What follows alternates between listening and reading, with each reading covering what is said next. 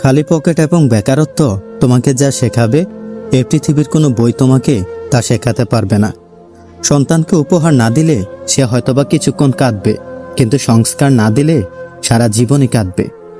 এক ফোঁটা লেবুর রস যেমন 1000 লিটার দুধকে নষ্ট করে দিতে পারে, ঠিক তেমনি মানুষের অহংকার তার 1000 গুণকেও নষ্ট করে দিতে পারে।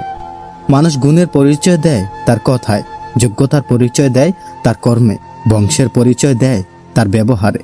মনে রেখো, সৌন্দর্য হয়তোবা তোমাকে ছেড়ে চলে যাবে, কিন্তু সুন্দর জ্ঞান তোমার পাশে থাকবে, তোমাকে সাথ দেবে। কিছু কিছু মানুষ নিজেকে নিয়ে প্রচুর অহংকার করে, নিজেকে অনেক বড় ভাবে, কিন্তু তারা হয়তোবা জানে না যে ফুলের সৌরভ এবং মানুষের গৌরব বেশি দিন থাকে না। আমাদের এটা বলে যাওয়া উচিত নয় যে জগতে কোনো কিছুই স্থায়ী নয়, এমনকি আমাদের সমস্যাগুলোও নয়।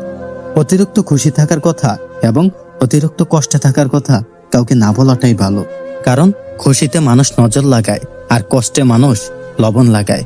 হ্যাঁ, জীবন জ্ঞানীদের কাছে একটি উপহার আর বোকাদের কাছে একটি নাটক।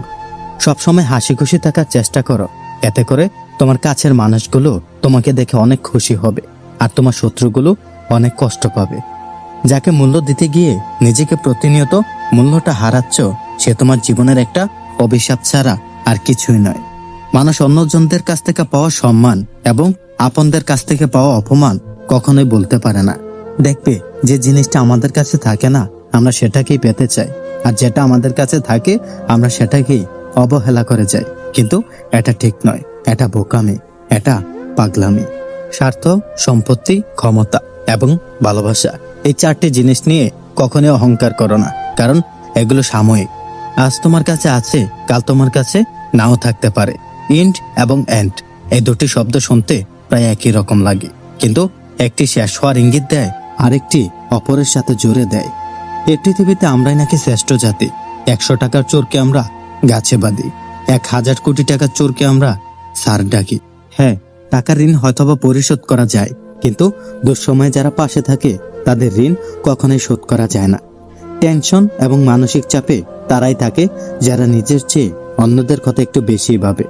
জীবন নামের অচেনা গলিতে অনেকটা পথ হাঁটার পর বুঝতে পারলাম যে পৃথিবীতে কেউ কারো নয়। আর সত্যিই তো, তোমার হিসেবের দিনেও কেউ তোমার পাশে থাকবে না।